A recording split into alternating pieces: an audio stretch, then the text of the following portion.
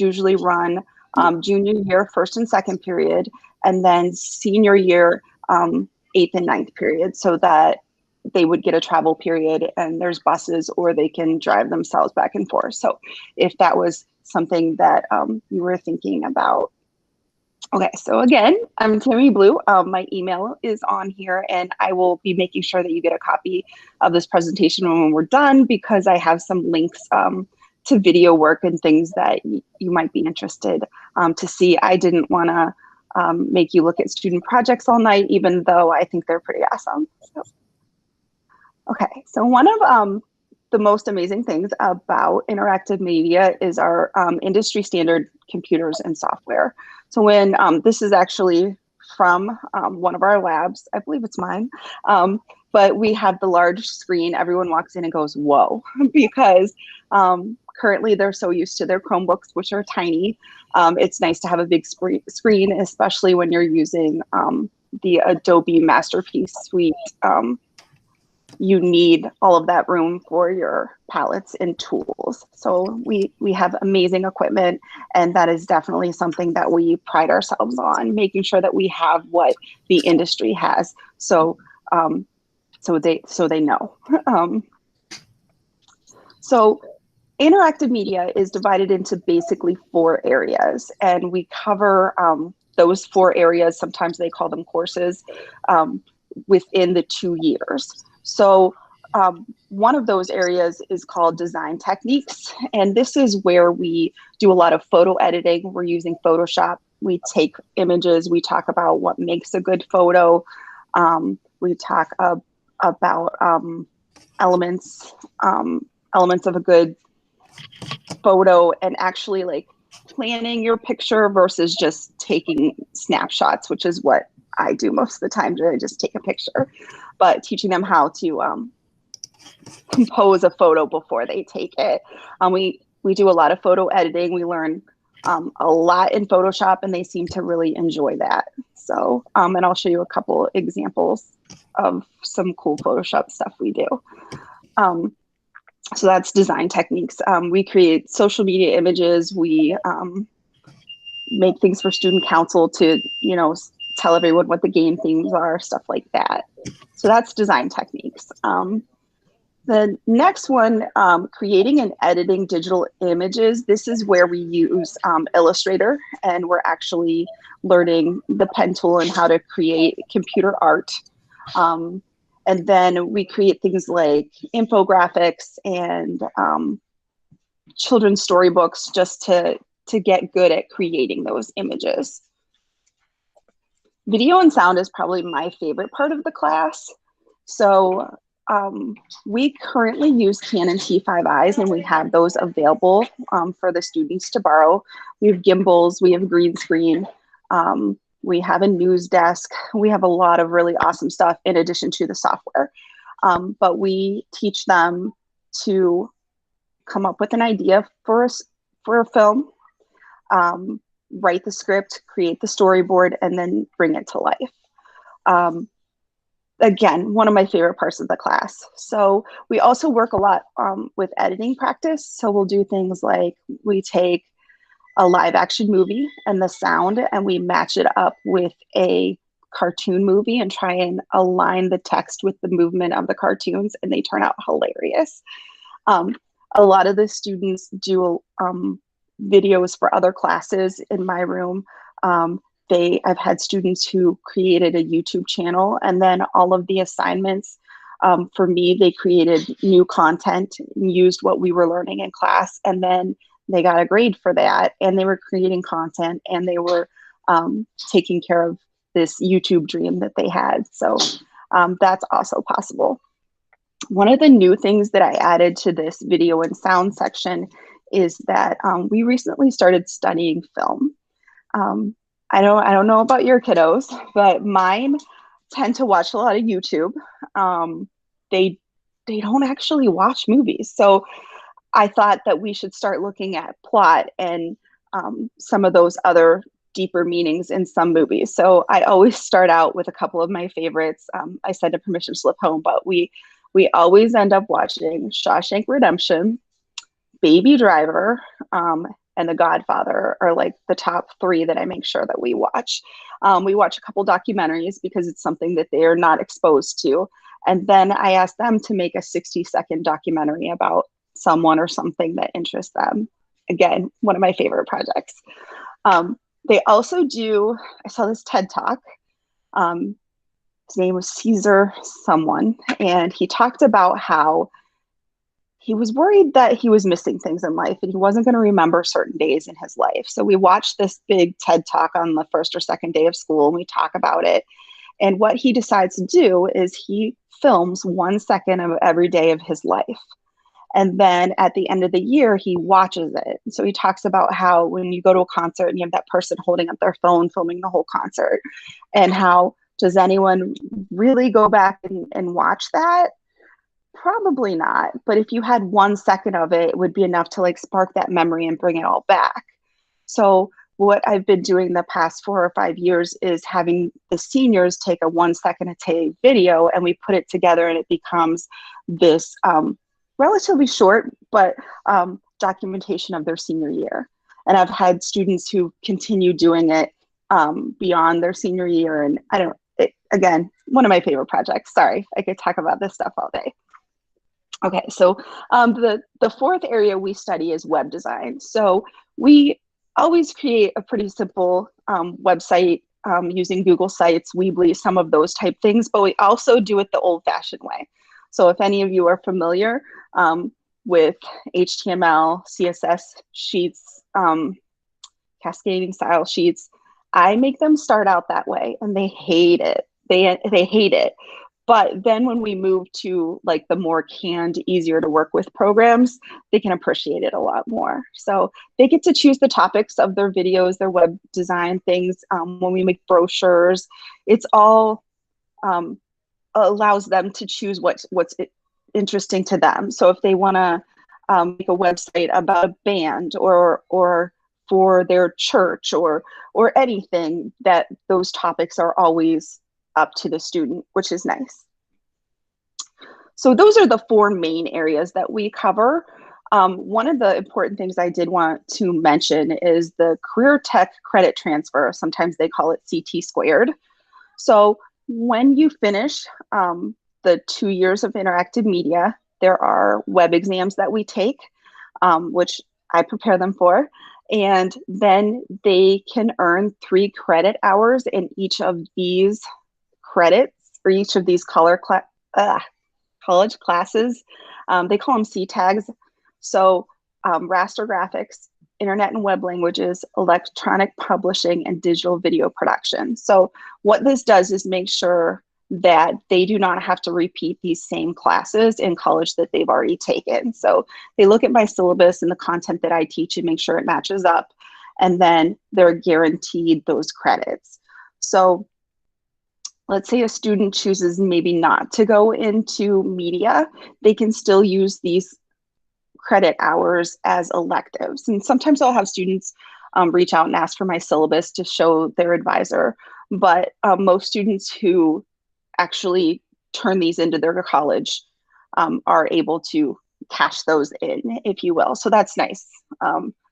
That's 12 college credit hours, hopefully for doing something that you enjoy. All right, so here's a list of career possibilities. And like I said, I will send this out, but this is just actually a pretty small list. There's so much that you can do after taking interactive media that I can't even probably list them all.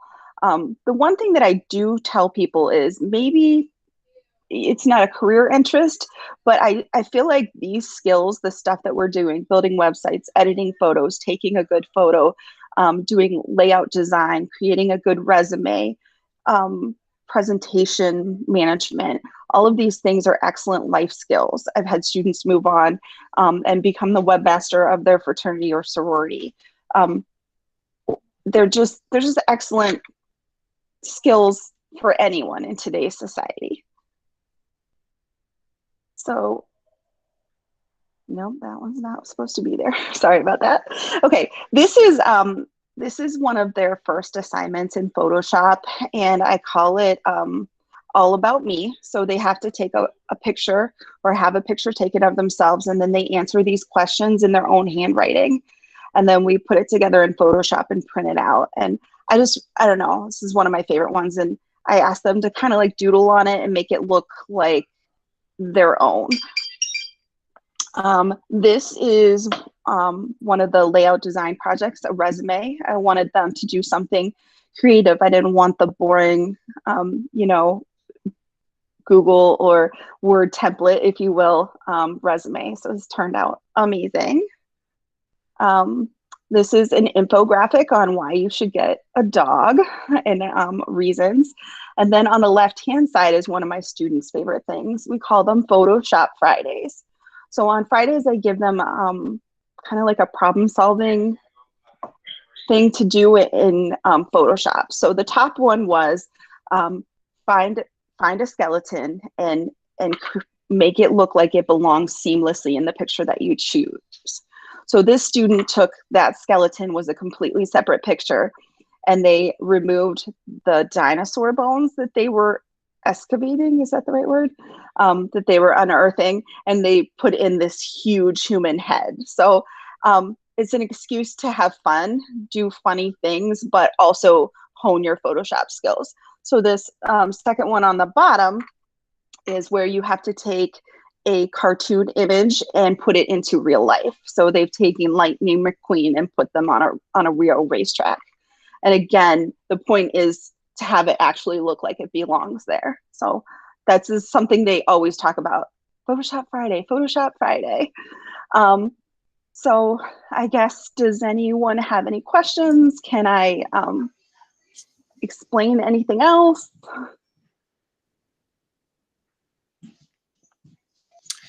And of course, with this smaller group, if anybody is interested in just unmuting and asking questions to Mrs. Blue, you can feel free to do so. Absolutely. Oh, I wanted to apologize. I am at home. They closed my daughter's preschool due to a COVID case. So that was her little cameo there, and I'm like, let's go see your dad. So, but always fun. So quite all right. Well, thank you, Mrs. Blue, very much for exploring the program. Appreciate that, and hope that someday I might be invited into your class when you're discussing Baby Driver, because I think that film is amazing. And they have not seen it. Can you believe that? Like, I don't know. And then when they watch it, they're like, yeah, mind blown. Sounds wonderful. Thank you very much. Okay, we're going to switch now to Mr. Eschador, who will be discussing his complementary but quite different program, Visual Communication Design, that is housed over at Southview. Ash, go ahead and take it away. Oh, gotcha. Hi, I'm Daryl Eschador, or they call me Mr. Eschador. Well, students actually call me Ash, just the first 4 letters, and so do most adults. So when my course started way back long ago, it was pretty much all 2D graphic design. My original bachelor's is graphic design, and I worked as a graphic designer in Indianapolis way back in the 90s. And I went to college in the late 80s. But now, like in the last 8 years, I've been instituting the 3D game design and the 3D modeling into it. And so probably the biggest difference between me and Miss Blues would be hers has the heavy video emphasis, and mine has the 3D, which is newer. So I'll present my screen here. Let's see. And if for any reason, like my screen isn't presenting or it's frozen, you gotta let me know. The students, you know, when you're teaching online class, sometimes they let you go like 10 minutes before they let you know your stuff's stuck. All right, so my name is Joel Eschador. I do have my email. If Alec reposts this video, it'll be in it. And I won't go way into the college credit, but I just both of our programs have that available through CCP with Owens or CTEX. So it used to be always 2D. So visual communication design, that is my like 2-year program. Okay. But now, like when we instituted the 3D game design, my feeder program the first 2 years is more the 3D, and it's the hardest software I teach. So it carries into my 2D 2-year program now. It has 2D and 3D design kind of evenly, especially the last 3 years I've instituted the Unreal Engine into it, and people into video game design would understand how advanced and difficult the Unreal Engine is. So usually, I know Tammy was like, I don't want to show student projects, but that's like my bread and butter. Since my bachelor's is visual, I'm a visual designer. I don't like to talk without visual. So I apologize if showing student work is kind of not, I don't have a PowerPoint instead. So I'll just I'll show pretty much the 2D designs of what we do in my 2D curriculum, and then switch to the newer 3D that's mixed in with it. So usually the students will still do logo design. We do logo concept sketches. And then in Illustrator, they'll learn how to create vector-based, like professional as they can at their talent level anyway and they will develop a portfolio with me that I do have somewhere I can hold up to the camera at the end that students have left behind. Oh, okay. There might be a question. Oh, okay. Sorry. I thought maybe there was a question. So like a student did this one this year. So that they can be fictional logos. They can be a lot of times redesign of existing, but they do learn how to construct them professionally and press ready. Since I used to do that, I don't hold them to that because I was out of college with work experience, but I try to get them as much as they can in that direction. So they'll have to take their logo and apply it to business cards, and I'll teach them the typography, how to do as professional a typography as they can. But then with the packaging design, the students with the 2D, the students like the packaging design probably more than your paper design. So they'll do like a fictional creative design of a pop label, and we mount them to bottles and they color the fluid. But they love doing this part. So this is a pop label for like a Mountain Dew bottle. But they don't love it when I make them actually create the nutrition facts like professionally. So they get the technical typography and layout skills mixed with the creative end as much as I can get it to them. Like when you tell them we're doing album cover design, they love the creative aspect of that. But I do make them do it the way that I was always expected to do, where they have to do all the spreads. So that they do the back of the booklet, the back of the case. They do they learn how to do type on a path. All the copyright stuff, and then the inner spread for the lyrics. And then they mount these into a mock-up or a dummy in a case that I can show when I flip my screen off. And they do magazine design, what they will learn as much as I can get them with typography. So they're not copy-paste, and they're not like they're creating it original and learning like the real type skills. Because like Tammy said, like the web exam at the end of the year, mine is still commercial art with some 3D. The state's a little behind with the 3D. So I make sure they get a lot of the 2D knowledge, because the 3D, is so brand new. There's not a lot of it on my state test actually yet. So I make sure they still get at least 50% 2D in the class. Brochure design, which everybody's familiar with brochures, but they do learn how to try folds and things they have to do to make print ready spreads. Okay, so that's some of that. Adobe, that's all in Illustrator and Photoshop. Like Illustrator and Photoshop would probably be my bread and butter for the 2D. What do I have in Photoshop here? Let's see. The family collage would be like their introduction to Photoshop to learn how to edit photos. And they do cringe about the writing aspect. I have them do about that. And some of them try to see how many they can get in it. So that the Photoshop, some of that's been a little, I had to make some room with the 3D. So we don't spend a ton of time in it like we used to, but it's still 20% of the time we're together. Let's see. And with logo design now with 3D, I can show this. Make sure the music doesn't play. But with the 2D logo design now, with the future the way it is, it's all over television.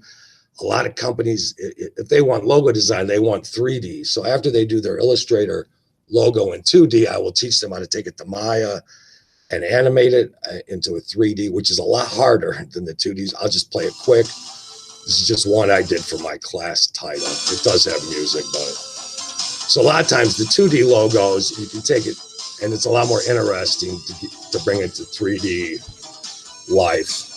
Okay, and I'll stop. I don't want to overkill that. So that's kind of the branch into the 3D would be, they take the 2D logo into 3D, and then we'll go harder. I do have a few other things. Oh, just more family collage examples, another brochure example.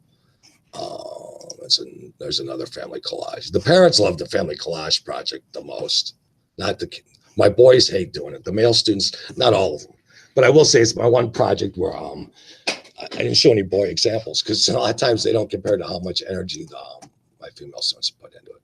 Not always, but and you know that because the boys won't bring in photos of themselves, and I was like that at that age, so I try to remember that. For 3D design, I take them to Mudbox first. So they'll learn how to design game characters and how to paint in 4K. We do a dinosaur 3D design project. Usually Mudbox, this is the program, I just put a dent in them there. Okay, but they'll learn how to sculpt in three-dimensionally here first because it's a little more intuitive, like Photoshop.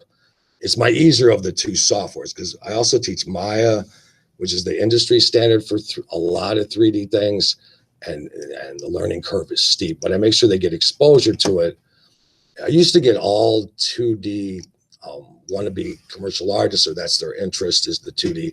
Like Ms. Blue said, it doesn't guarantee they're going to have the tenacity to stick with it or the interest to stick with it, but to give them that chance. But with the 3D, the idea is some of them play the games, but they've never ever tried. They've never had anybody show them how these game designers make this stuff. So sometimes it'll light a switch and they won't like the 2D as much once you get them into 3D.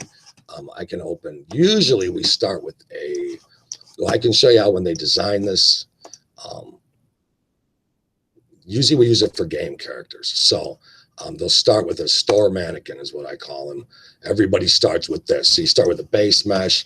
So when I show game characters, everybody started with this. They didn't do that from absolute scratch. So I can show you a game character a student did. And sometimes they want to do something pro and they learn real quick that it's easier to do a hybrid or something that I have them sketch conceptually because 3D trying to copy something a pro did doesn't work. That the paint job wasn't supposed to be on. So I'll try to teach him how to do the musculature and the armor. And eventually we take him to Unreal Engine towards usually the fourth quarter. And I can go to Maya real quick. I have a bunch of these I could open and torture people with, but I won't. And the boys will make scarier ones. I can guarantee that. I might have an alien I can show super quick. I tried to get organized for this, so I'm not like opening. This is the only file I didn't open before. It's still, he may not have a paint job.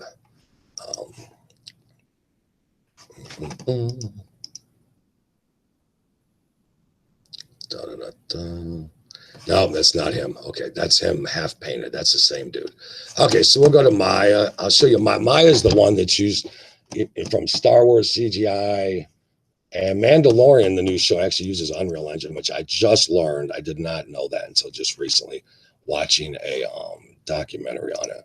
So let me get Maya open. So this is a very powerful program, but it's also got a very steep learning curve. So usually we start with buildings and inanimate game assets. They call them game assets when it's going to be a 3D game. If it would be CGI, it's for something else. If it's product design or architecture, all those industries. So this sort of branches into interior design, architecture. So there's things on my career list that I haven't even added yet because I've watched HGTV and they do these room remodels and they'll throw in these Maya animations. So it's not just like Maya's used across all kinds of industries for 3D and it is kind of the wave of the future. So I forced myself to learn this thing because my background's all 2D. So anyway, and I could open a bunch of this stuff, but I don't want to.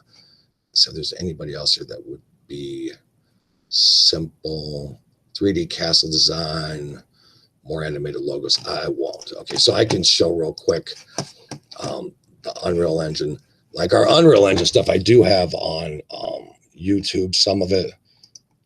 Okay, I'll just show that real quick and I'll stop torturing you. So this, what happens is all the students will do their houses and I'll show them how they can do their own house because the auditor is so kind to put everybody's blueprint online. And they have the option of doing their own house in 3D, but then when they're done, usually I'll 1 to 5 stations will import into a neighborhood. And so this video, hopefully the sound is off, that I uploaded, and I don't know if it's at full quality. It's not. Hold on. I'll put it at 1080. Okay.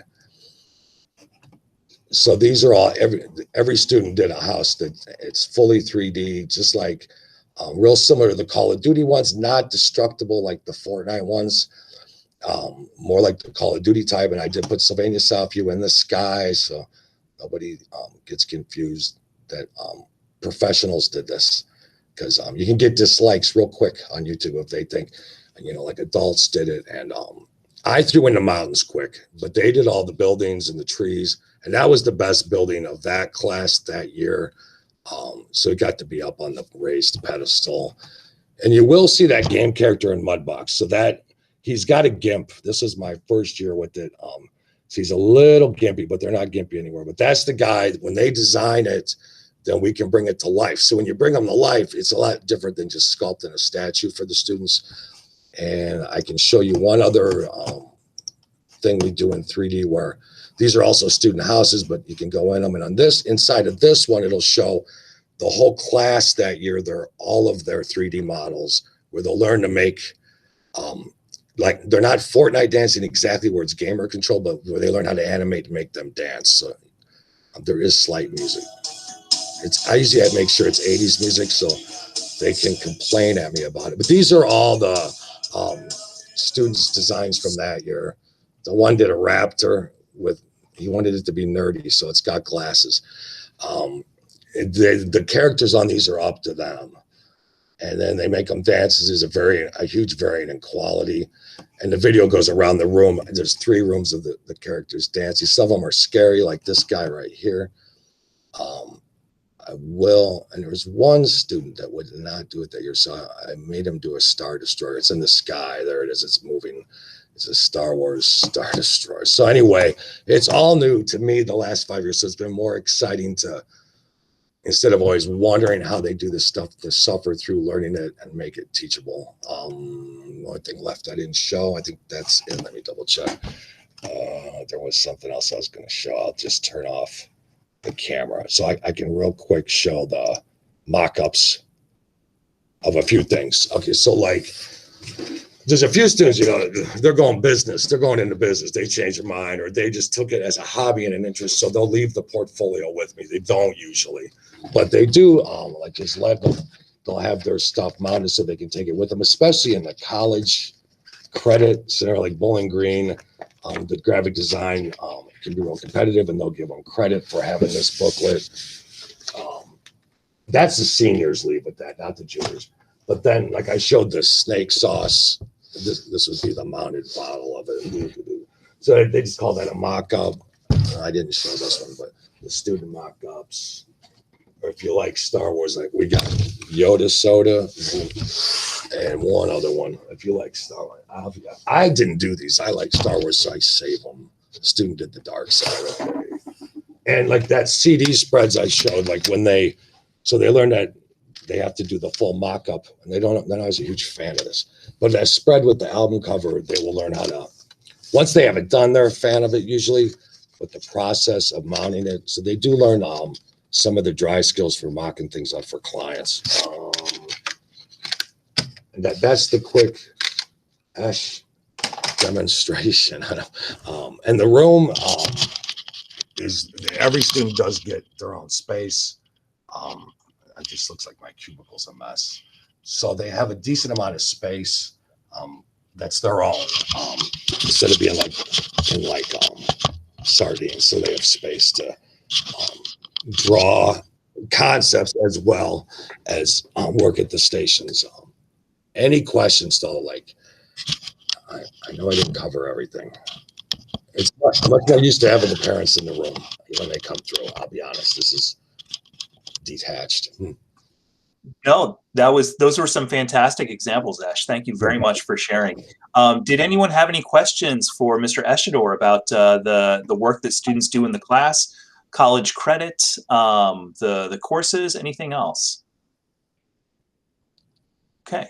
I do want to emphasize as well that both Mrs. Blue and Mr. Eshador teach what we call feeder courses. Feeder courses are courses that freshmen and sophomores will take to get a taste of those respective areas. Mr. Eshador will teach 3D game design. 3D game design 2 is a new one that we're premiering next year, and 2D game design, and those fluctuate based upon student interest from year to year.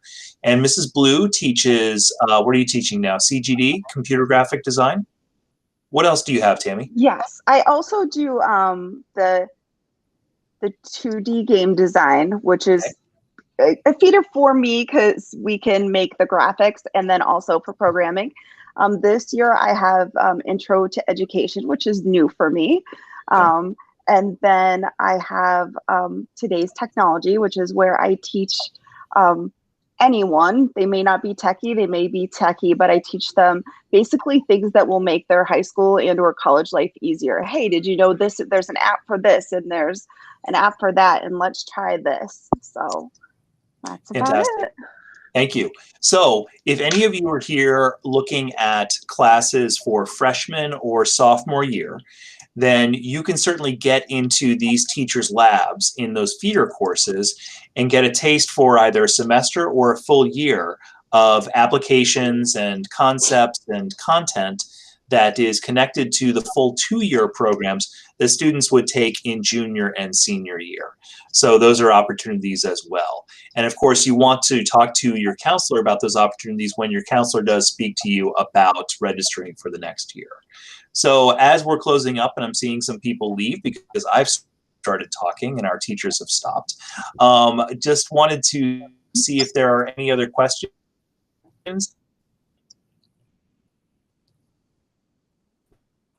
Tammy, looks like in the chat we have Northview website. Is that for 8th grade open house? Yes. Yes. Okay. I put that there because the top videos, the ones in the academic area, they were made by the guy in the 419. But when you scroll down, there's 2 other areas. One is called the athletic experience, and one is called the student life experience, and those are made by my students. So. Okay. Fantastic. So thank you very much for those examples. Go ahead and delve in if you'd like to see some examples of Tammy's students' work, which is pretty impressive stuff. So I don't see any questions. Thanks everybody for coming out tonight. Oh, I'm sorry, Mr. Rochon, go ahead. Yes. Are there, so the feeder courses, are they an automatic enrollment, or is that something that my son will have to choose on his own? He would have to talk with his counselor about requesting that course. So during course scheduling season, the students hear a presentation about the program of studies for the next year, and then they will take home a registration sheet to look over with you and with them. They'll also have access online to the full course of study, and they'll have descriptions of all the courses and such. And so you and your son can discuss all of those different courses, and you can go ahead and then fill out that registration sheet. It goes back to the counselor, and that's what schedules for courses for the next year. And on that registration sheet would be listed all of those feeder courses. And in our program of study, there's one for Southview and one for Northview. And I believe the updated versions are going to be uploaded any day now because they're now finished. You'll have a full description for each one of those courses: the 3D game design, the 2D game design, the Today's Technology, and so on. And so that process will start pretty soon. And that information then will be given to my I'm sorry, go ahead. That information? Yep. The presentations, is your son, what grade is your son in? 8th. That is starting this week. So if no counselor has yet visited your son's school to talk to him and his peers, that will be happening very shortly. And then the students will get their registration sheets to take home before the winter break, and then you'll have an opportunity over winter break to look at that and go ahead and talk with counselors directly. Your son will. An individual session in the new year in January. Okay. All right. Thank you. Okay. Cool. Any further questions?